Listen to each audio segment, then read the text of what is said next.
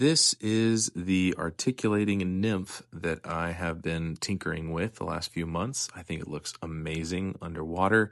When it falls, it descends in a way that waggles, and I've caught some really nice fish with it this spring. I'm catching a lot of bass and sunfish, and it's just a really fun fly to fish. I am using an Aberdeen size 8 hook because it's inexpensive. I use these hooks to practice all the time. And then if you're going to cut it up and use it as a backtail segment instead of one of the more expensive segments from a fly shop, you're going to save money and it'll be a little bit bigger. So it's easier if you have fat sausage fingers like me to tie the fly. So I'm using pheasant tail. I think I've got, 10 strands of it.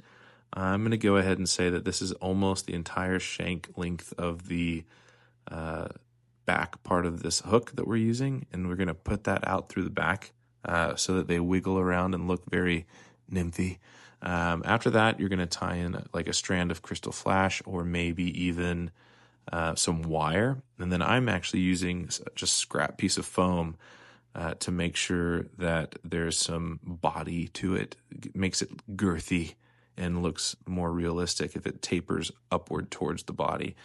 I'm wrapping the segments of the pheasant tail around the hook, and if you've got fat, clumsy fingers like me, it's okay if you end up losing some of those strands and having to recover by painting them brown with a pen. Then you're going to wrap your flash or your wire around the hook and then snip it. I put some glue on there to just kind of make it bulletproof. That's going to get nitpicked a lot by smaller fish. For me, sunfish, you're just going to go to town on the back segment. I'm using 4-pound test fishing line just from Walmart because it's inexpensive, and I really just don't think fish are pulling on it so hard that it's going to break. My favorite hook, one of my favorite hooks, but top 3, is the size 6 mosquito light hook from Owner Hooks. Then we're going with some extra small lead dumbbell eyes. You're going to helicopter wrap those onto the shank, make sure that they're not going anywhere, and put some glue on it to make it extra sturdy. Most important part of the whole fly. If you tie it too tight and too close to the shank, then it's not going to have the waggle. And if you noticed, I'm laying down the line and reversing itself and tying it twice, putting a little bit of glue on it to make it extra strong. Here's where we add some more pheasant tail. 10 wraps. You're tying the end of the pheasant tail into like the thorax area of the fly. And then after that, you're going to add a strand of crystal flash as well, which will come in later. You wrap it around the shank of the hook, kind of build up a little body back there. It doesn't have to be perfect. And that's why I love bass fishing so much. It takes the pretension out of fly tying, because if you make mistakes or the fly's a little bit too big and fat, especially if you're beginning, it's still going to catch a lot of fish because bass are really not that picky. So you're going to wrap this crystal flash in this case, but you could also use wire back around the shank of the hook towards the bead, or not the bead eyes, but the dumbbell eyes. Capture it and cut it off. Then we're going to tie in, this is called Scud Back from Uphaven. It's a stretchy material that I'm going to put in now so that I can wrap it over everything later. Then we're going with some sexy floss legs and barred orange and black. You tie those in now because you're going to put material over them. And I like to tie it too big on purpose. If you tie them in and they're not long enough, then it's going to be an issue. But you can always make them smaller later. Then we're going to go with some brown ice dubbing. You can use any color that matches. Like if you wanted to tie this fly in green or olive or any color, just use the corresponding correct color of dubbing. I'm going to tease it out so that it's kind of fluffy. And then we're going to be throwing some Brahma hen feather into it. So I wanted to use partridge, but my fly shop didn't have any. So Brahma hen apparently is the best substitute for it. So you're going to wrap it in there. And I just try to pull it back gently as I wrap each time.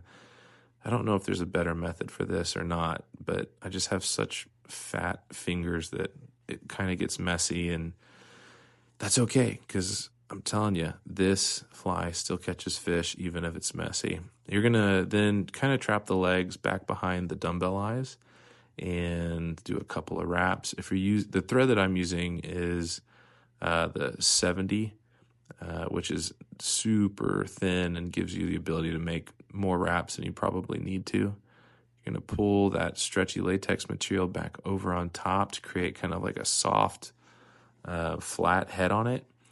Tie it in over itself, and you go snip it off. Snip. I kind of botched the knot there, but that's okay. I'm going to then use a marker to color up the eyes because I'm picky, and then on top of those eyes, after the marker, to keep it there, I'm going to use some super glue. Make sure your super glue is dry before the next step. After that, I am going to use some of my Upaven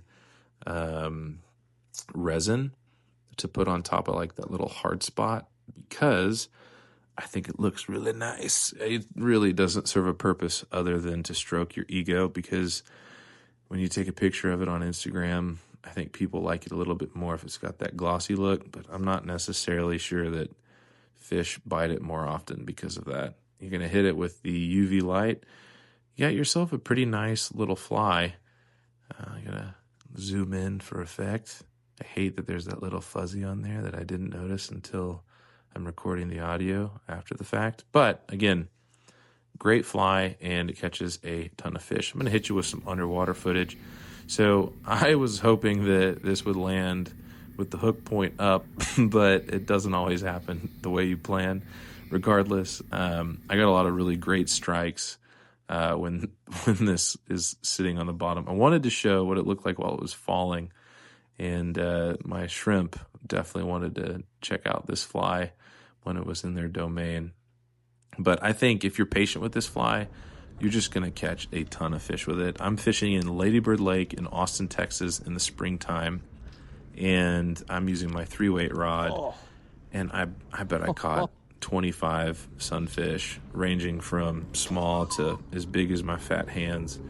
And it's really cool when you can see it happen. Like, you can't see it from the angle that I'm filming these from, but I was able to watch these fat sunfish nip at the fly, and then as soon as they would put it in their mouth, I'd set the hook. So it was really fun. I sat in that spot and caught 6 of these fat little sunfish back to back. It was a really, really beautiful day. The water conditions were perfect, and it was just cold enough that there really weren't that many people in Zilker Park crowding up the banks. I did bring out this little fish tank from Amazon to see if I could get a better look at the fish. I definitely enjoyed it, but I think some people were judging me silently from afar, which is okay. At this point in my life, I'm just going to do what I want. The next little segment of this video is pretty sweet.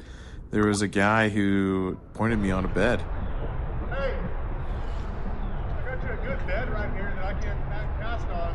What's up? I got you a good bed with a good fish on it. I can't cast on it. I got these tiny little flies. I'll try.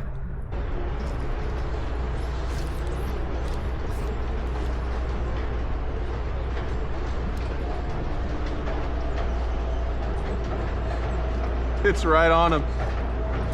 Yep! Yep! So many thanks to whoever that guy was. I wish that he had stuck around so I could gotten his name, maybe give him one of the flies. But that made my entire month. That was really fun fish to catch on a 3-weight and on this fly that I've just been trying to prove works by getting some footage of it. I think that, you know, this fly is going to work in so many situations, and it's the beauty of fly tying is that you can adapt the fly color, the size, the shape, even the weight. I had on some extra small dumbbell eyes, but I'm now starting to tie these with heavier dumbbell eyes or beads so that they'll sink faster to target deeper water, because I'm going to start fishing the structure around some of the bat bridges in Austin. But here's another couple of clips in shorter water on Bull Creek, catching some bass and sunfish, or green-eared sunfish under some of these waterfalls that we have in our green belt here in Austin, Texas. Just super fun. I think that I'm also going to probably make this weightless or without any weight so that it can be in really shallow scenarios as well. But I think get out there, try this fly. Let me know if you liked this video, if there are things I could improve. Always taking feedback, and let me know if there's a pattern that I should try next or a place that I should go and fish it that's kind of near the Austin area. Thanks for watching.